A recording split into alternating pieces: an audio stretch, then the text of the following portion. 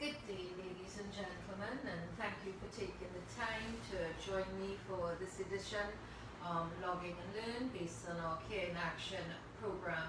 I am Sampson, the Bereavement Counsellor with the company, with the Belgrove group of companies. Today we want to focus a bit on loss of financial stability as it pertains to the pandemic, or what we call the new reality. A lot of us have experienced what we're not accustomed to at this point in time. And so as for us to cope with it, I just wanted to, include a few highlights that would identify with what we are going through. As we do that, I want to bring to your attention, when we speak to the word loss, it says the same thing. Right? Loss identifies with emotions such as anger, disbelief, depression, acceptance, and even some form of guilt. So as you join me today, and I'm hoping that you do, as we log in and learn, let's identify how we have experienced this level of loss based on our inability to have that financial sustenance. One of the things we want to look at, so be mindful of the fact that you're not in the saloon, right? There's so many other persons like ourselves that have been experiencing this level of uncertainty even before the pandemic. And not only that, we have no need to panic. Why panic? There's a saying that goes, what we can't control, we just have to live with. And this is one of the things that we just have to live with. So how do we deal with this new normal? Let's prioritize, for instance, what is of importance to you? Right now, what is the main thing that is important to you? As we speak of having a roof over your head, as we speak of having food available, those necessities that we look at in life, the lights, the water, how do we make sure that at least those things are in place as we continue to embrace this new reality? So let's identify with persons who have some income still, and how are they going to make that stretch? Because we don't know when this end is. So how are we going to make that stretch? Do we go and invest that? And I'm saying, hell no. That's not what we do at a time like this. What we do is to make sure that is able to sustain us for a period of time. So, in so doing, let us look at, as the old people would say, eat little and live long. Let's look at our budgets. Let's look at what we can afford, or what we need as compared to what we want. Let's look at those things and tune into having a life that is now affordable more than a life that is full of pleasure. It's important, even going through, this new reality as we speak of it, to make sure that our kids are aware of where we are at financially. Why? Because a lot of times the kids understand more than we even think that they do. So we bring the family together, we embrace even that fact that, things are not going to be normal, things are not going to be the same, and how do we adjust? We can, and that's why I say don't panic, we can adjust to this. We can use our different abilities to make things happen.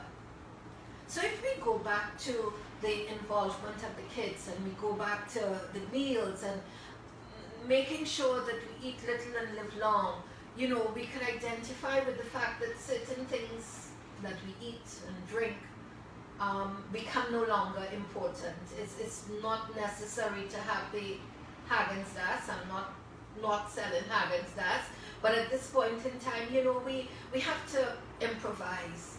So for the persons who have even less, or who have been living through this pandemic even before now, they can relate to this area of life.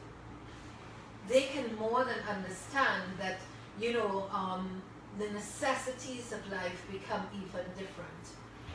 What are some of those necessities? So do we continue? I know we have bills to pay.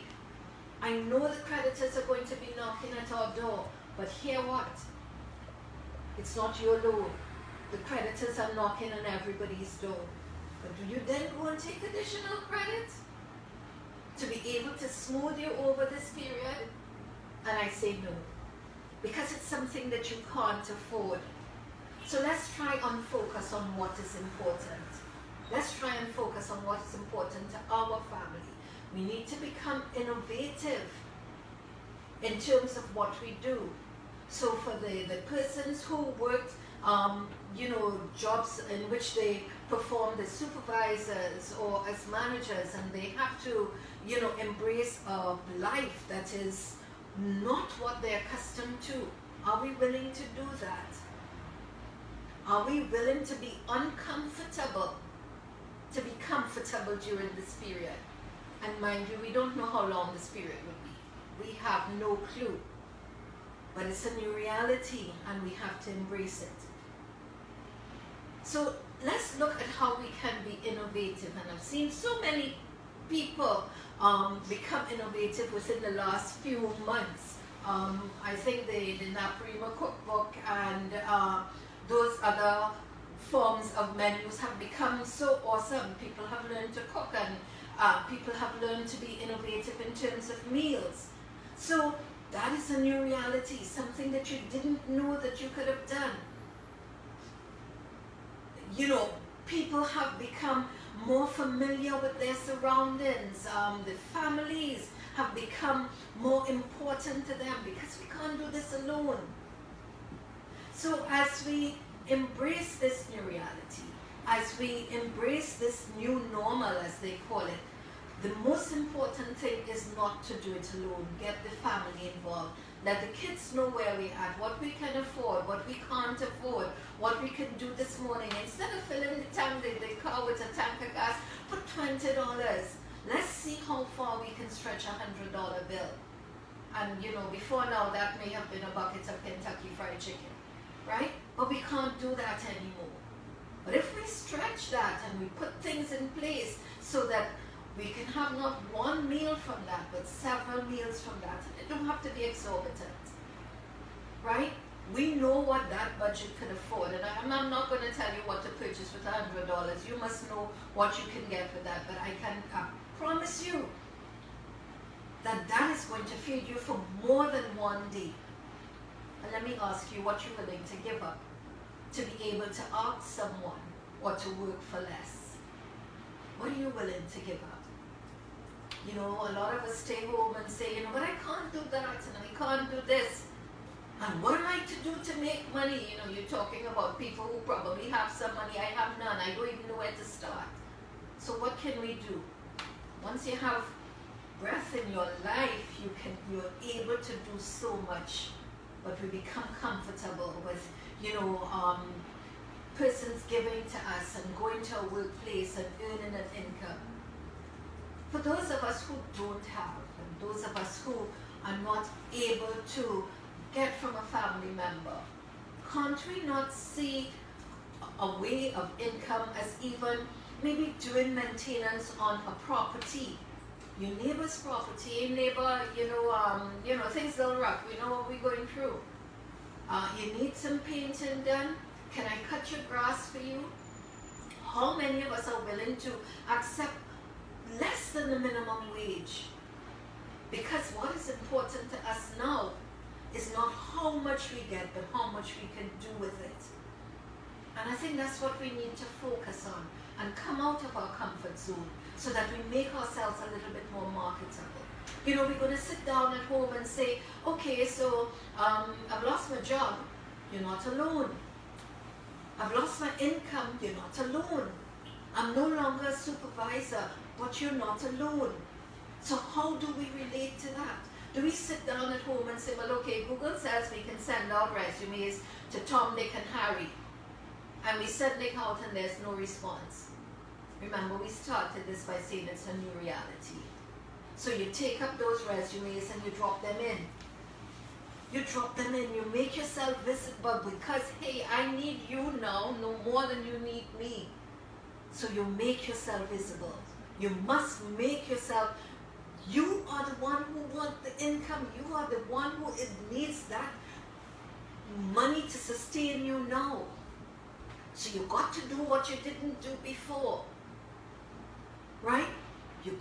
This is your new reality. So you take up yourself, you dress up, you put on the jacket. If it's your Sunday best, as my mom would call it. If it's your Sunday best and everyday special, you put that on and you go knocking on those doors. I need to have some form of income.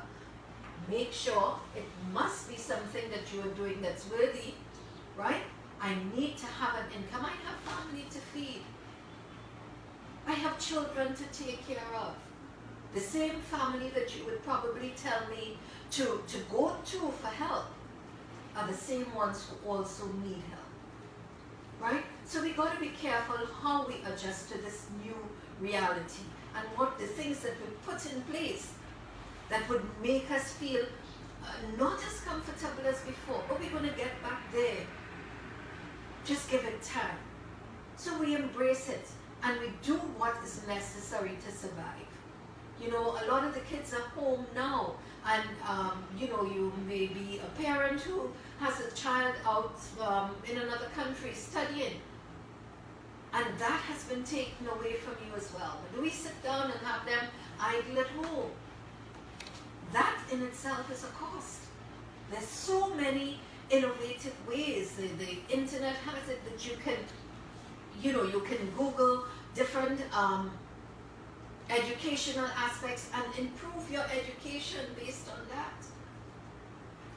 So this is not just about you not being able to cope, but how do we cope, right? And that is what I want to bring to you today, that we need to get involved, that we need to know what is our next step, right? So there are bills that we can't pay, we just cannot pay.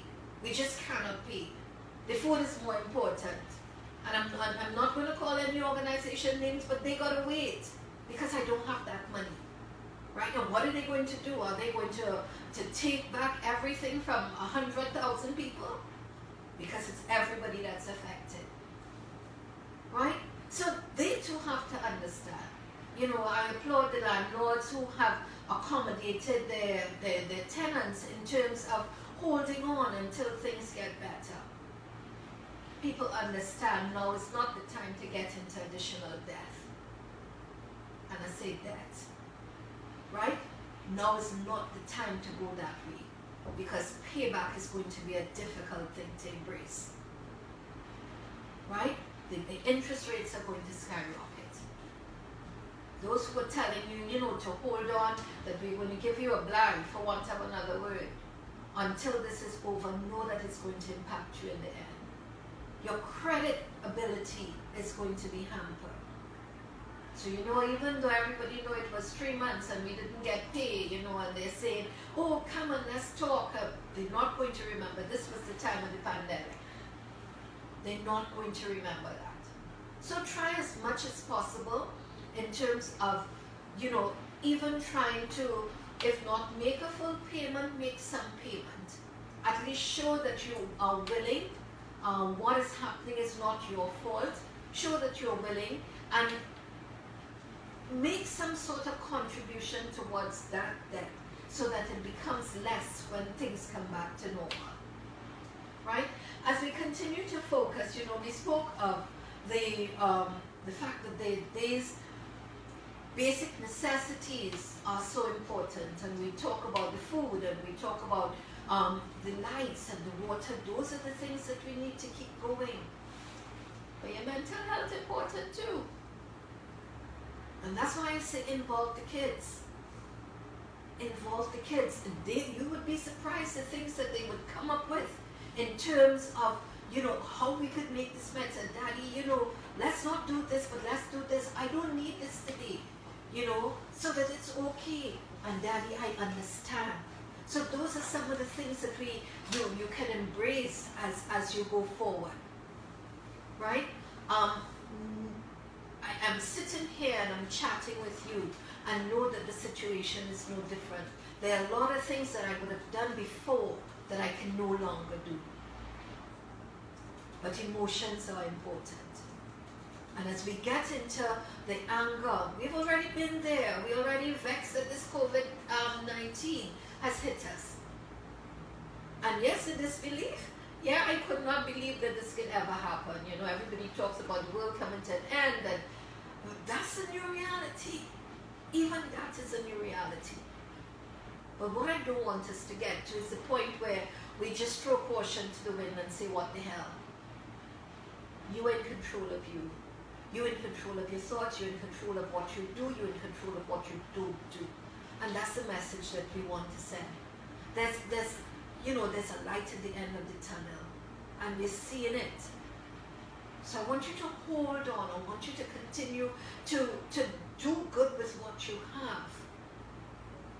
Instead of just throwing your hands up in the air. As we talk of financial stability, I'm happy that the bars are not yet open. Because some people may think, that is a way of coping. And that's not what we're looking at. Remember, we're talking stability.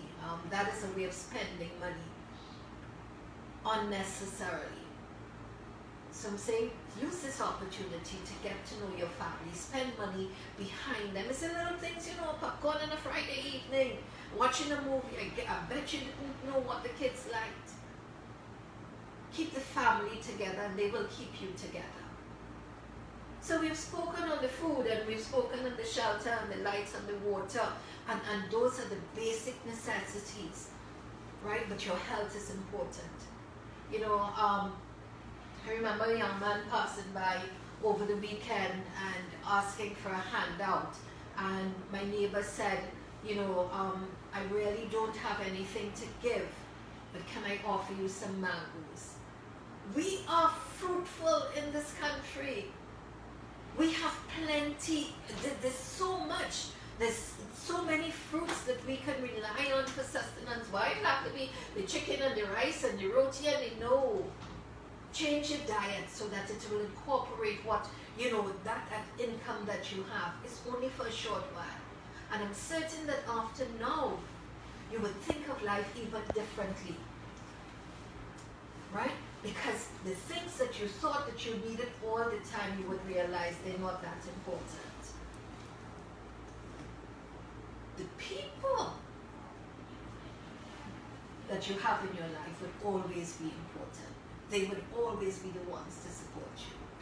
So I'm asking you to change your focus as we continue to embrace this new normal.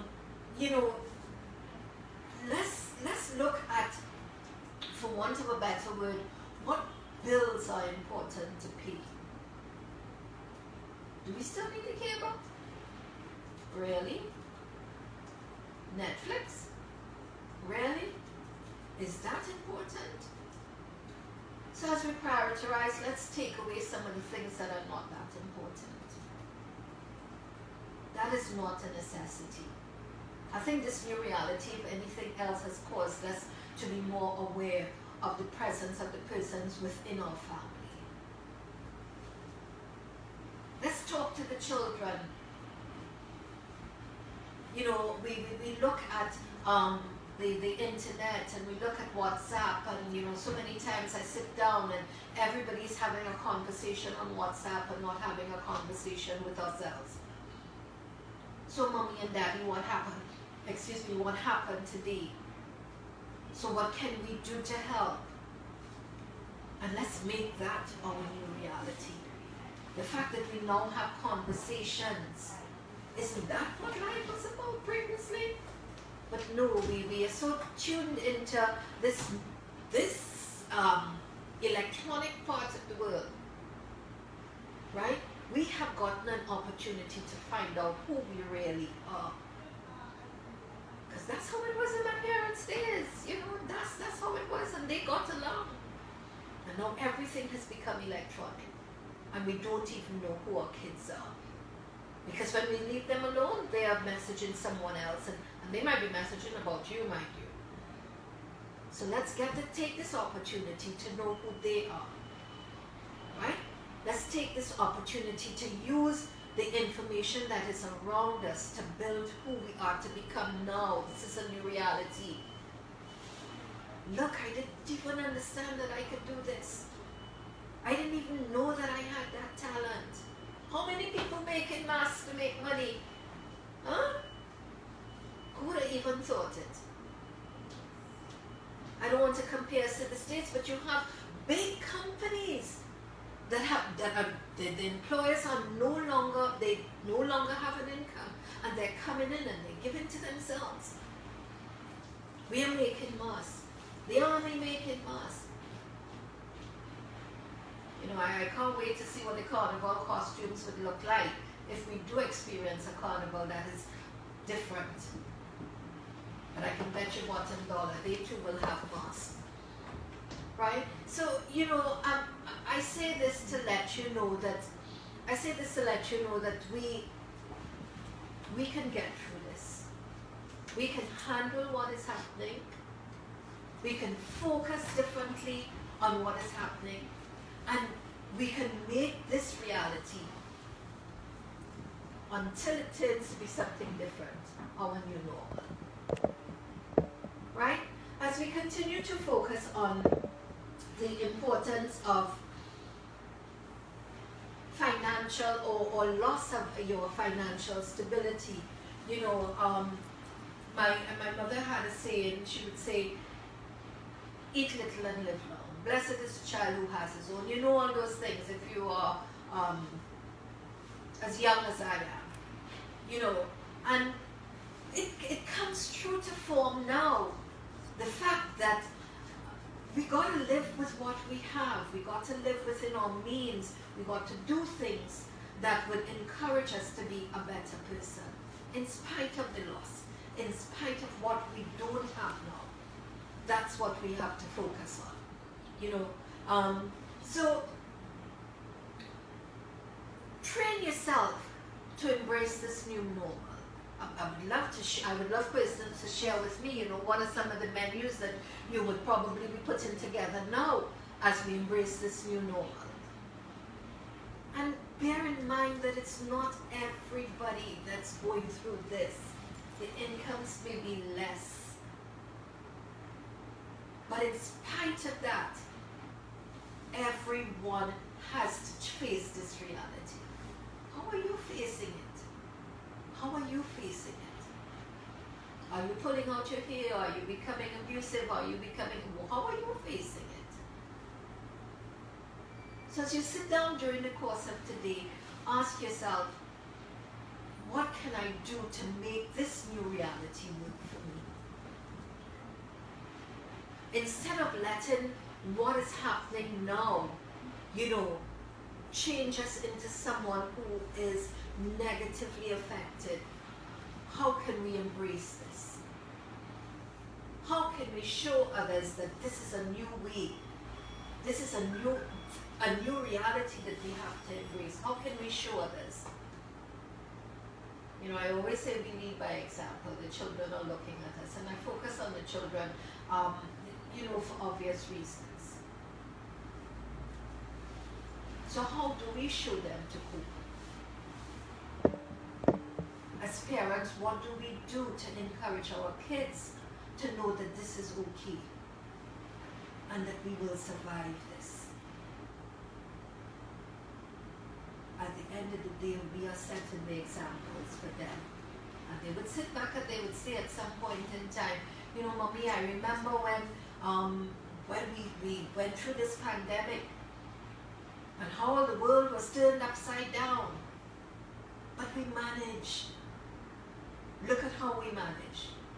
And thank you for being the parents who you are, so that you can still show us what is right from wrong in spite of the fact that we have less. Yeah? So we continue to embrace what is happening. And, you know, as we look at society and we look at what is happening around us, let us be our brother's keeper. So the neighbor doesn't have, you share. You share as little as you have. Know that they have even less.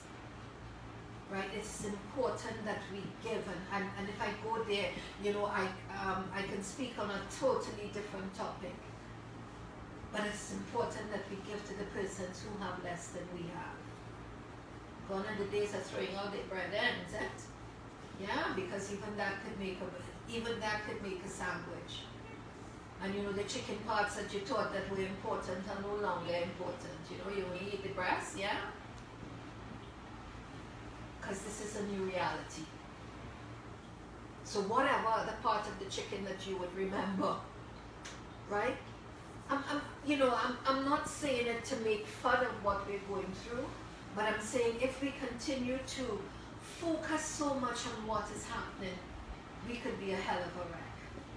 And we don't want that to happen. Right? So as we look at ending up and concluding the session for today, I want us to not only focus on the problem, but focus on a solution. And if you come up with a solution, feel free to tag us and let us know what your solution was as it related to the pandemic. You know, next week I'm here again, and I'm hoping that my audience will be greater, and I'm hoping that persons will continue to be part of what we're doing. Why? Because we do more than just say we care. Because this is log in and learn. I'm Ceirid Sampson. Pleasant.